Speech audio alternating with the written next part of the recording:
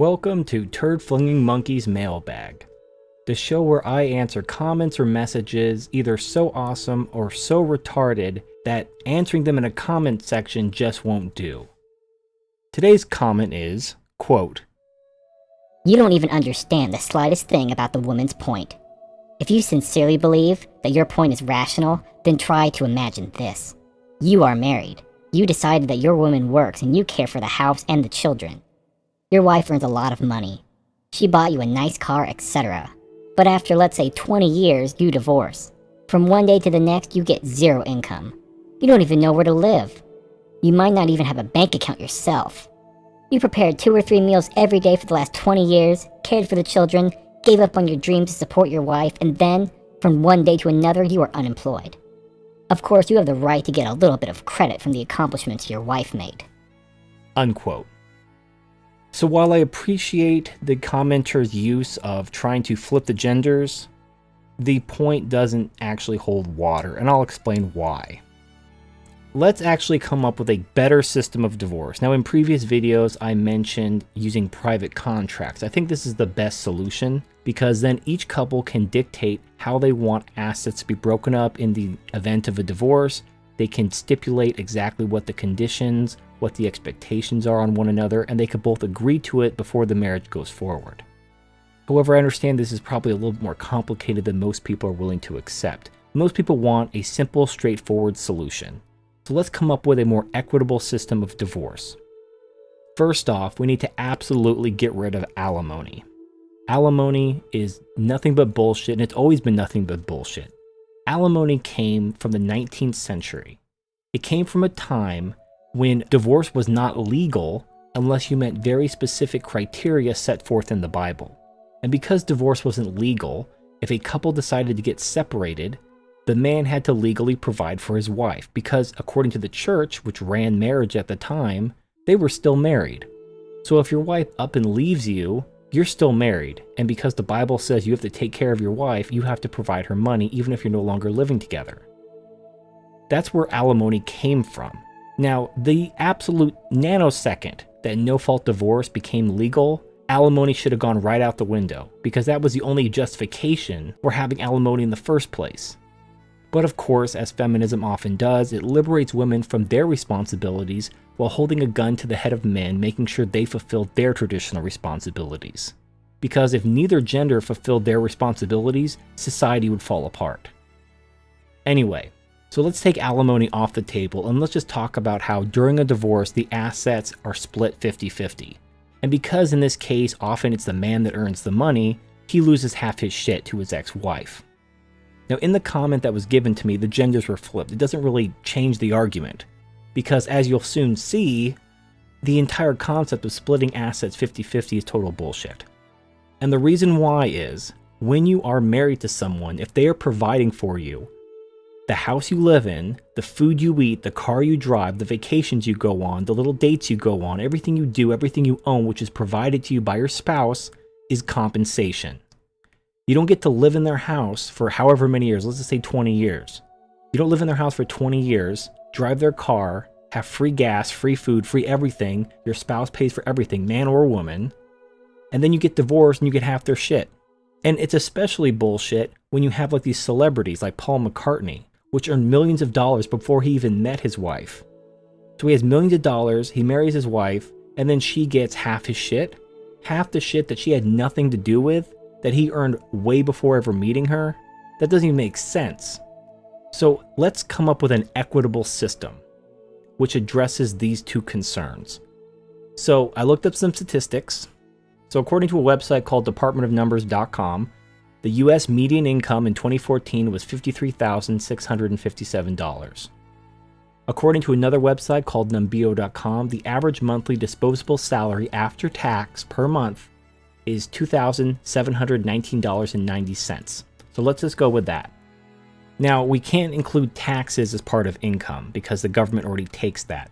So let's take the monthly disposable salary after tax of $2,719.90. Let's subtract the cost of a 3-bedroom apartment for $1,429.93. Let's also subtract basic utilities, electric, heating, water, and garbage for $150.23. Let's subtract internet for $49.06. Now in the website, it gives the example for a car of a Volkswagen Golf. Now it gives the value at $21,250. Now let's say we get a 6-year loan at 0%. Let's just be very generous. Let's assume we can get a 0% loan for 6 years. That would break up the payments to $295 a month. Also combined with a food budget of $770 for a family of 4, taken from the website thesimpledollar.com, we come up with a monthly net income of $25.68. Now notice this doesn't include gas, insurance, dates, movies, vacations, Christmas presents, anything like that. This is just these basic things: a place to live, basic utilities, internet, a car, and food. You have $25.68 per month. Multiplied by 12 is $308.16. Divided by 2, because remember, during a divorce, you split the assets 50-50. The wife is entitled to $154.08 per year that they were married. Now, the reason why it's per year married, it doesn't go back to all of his assets. It's only the assets he earned while they were married. If they were married 20 years, she would get $154.08 times 20, adjusted for inflation, whatever that works out to. She doesn't get all his shit that he earned before he even met her. It doesn't even make sense. Just like he wouldn't get the shit that she made before she met him.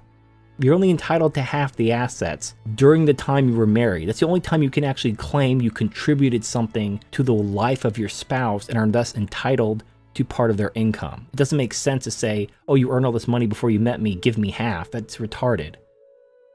So if you restrict this only to the years they were married, and if you subtract the cost of living that the former spouse enjoyed while they were married, you're not left with much. And this is the point. You know, when people get divorced and then they demand half their spouse's shit and don't even take into account that while they were married, they got to live somewhere for free. They got all their needs met for free and never had to work. They did some light housework. What is that? I mean, I covered this in another video. You know, a maid doesn't make that much money. That doesn't entitle you to half your husband's shit because you picked up some dirty laundry and did some dishes once in a while. And most housewives don't even do that. Now, of course, some people make much more than the average income, but of course, those people also spend more than the average person as well. So yes, you know, you may marry a guy who makes 6 figures, maybe even 7 figures, but he probably lives in a very nice house, goes on a lot of trips and vacations, buys you nice things, so all of this would more or less even out. Now, if you did this, of course, you would take away this negative incentive that men have to stay married, which is really what this is all about. These arguments for, you know, like the commenter says, the woman's point of view is she's entitled to being provided for the rest of her life. It doesn't matter if the marriage went sour. It doesn't matter if she fell out of love. She is entitled to being provided for, which is absolute bullshit. You're not entitled to anything. If you get a job somewhere and you agree to work for a certain wage and then you quit, you're not getting paid anymore. They don't owe you anything. They don't need to provide for you. You left. And the thing is if the divorce laws were equitable to both parties, you wouldn't see women initiating 80% of divorces. It would be more or less 50-50. If laws were changed where divorce settlements were much more reasonable, taking into account the cost of living, taking into account only the years they were married, you would probably see more men getting divorced. You would see these divorce rates maybe equalize, be more 50-50. You might actually see the suicide rates equalize. You know, you wouldn't see men shooting themselves after a divorce because they realize they're now a wage slave to their ex-wife. And the thing is if you owe child support and alimony, you can't just declare bankruptcy and get out of that. You may be broke, you may be unemployed, but if you don't pay this money, you're going to jail. And then good luck making money while you're in jail. You know, they use the best interest of the child. How is it in the best interest of the child to drive their father to suicide? But I want to show you how retarded this is. Let's take off the gynocentric goggles and let's actually look at this relationship objectively. And in order to do that, I'm going to use a woman for both parties. Let's talk about a lesbian couple. Let's talk about Leslie and her spirit partner, Beau. So Leslie and Beau are a lesbian couple. They get married and they were married for 20 years. Now, they both decide to have a kid. Leslie decides to be the stay-at-home mom and raise the kids while Beau makes the money. So they're married, 20 years go by, so on and so forth. They decide to get a divorce. Now, Leslie has no marketable skills. Leslie has basically dropped out of the workforce for 20 years, has very little job experience, really can't afford to maintain a standard of living. Now, I want to make two things clear before I ask this question. Point number one, both Leslie and Bo are 40 years old. They are both menopausal, so neither one of them can produce children at this point. However, Bo has a good 20-30 years productive labor left in her because she has had job experience, because she's been active in the workforce. Leslie could join the workforce, but she'll have to start at the bottom. And in 20-30 years, she's going to really not be making that much money. So looking at this objectively, from a societal standpoint, you have two women. One of them is a productive worker. One of them has no marketable skills. Neither one of them can have children. If you had to make a call, if you had to push one button or the other, whose lifestyle do you need to protect for the good of society? Leslie, who has no marketable skills and is infertile, or Bo, who has been working hard for 20 years and is a productive earner and is also infertile? They're both women. Which do you choose? Whose lifestyle deserves to be maintained? Whose lifestyle serves the society best to be maintained? Now, let's make Bo a man. Both 40. Leslie is still infertile, can't have any more children. She still has no marketable skills. She has nothing to offer society other than possibly being, a babysitter for her grandchildren. Meanwhile, Bo, who's now a man, is a productive worker. However, in the divorce, in our current system, Bo, the man's lifestyle will be completely destroyed. All of his money will be taken away to support his ex-wife. He'd be living out of his car or moving back in with his parents or something, because he couldn't be able to afford his own lifestyle. He would become a wage slave to his ex-wife. The productive worker, the one that society actually benefits from. Meanwhile, Leslie would just sit on her ass, spending her ex-husband's money and doing jack shit. These are the priorities we set in a gynocentric society. We elevate women, even infertile women, menopausal women that can't even have children, that absolutely produce nothing for society of value. They just exist. But they're to be protected, but the productive workers are to be thrown under the bus. Now, if you can explain how that rationally makes sense, please do so in the comments section. But it doesn't make sense to me. It doesn't make sense from an objective standpoint. Now, the argument will be raised because women think emotionally. Well, someone has to take care of the woman. Who's going to take care of this woman? Who's going to provide for her? And the answer is, I don't fucking care. She's an adult. She made her own choices, or lack thereof, and she can bear those choices. And here's what's bullshit. Everyone's like, oh, what about the poor woman? No, she didn't provide for her. And 80% of the time, it's the woman who initiates the divorce. So maybe if the laws weren't so bullshit, if the laws didn't quote-unquote protect the interests of the woman so much, maybe there'd be fewer divorces. Just saying. Just saying. But in all honesty, it's total bullshit when the needs of the woman, the lifestyle of the woman, the need to be provided for to the woman is all that people think about. No one cares that the husband is living out of his car or commits suicide because he can't afford these payments and his only alternative is to go to jail. No one gives a shit about him. No one's like, oh, what about this poor man? He can't afford these payments. He's going to go to jail and kill himself. Nope, no one cares. But what about this poor woman? She might have to work at Walmart for minimum wage. Boo-hoo.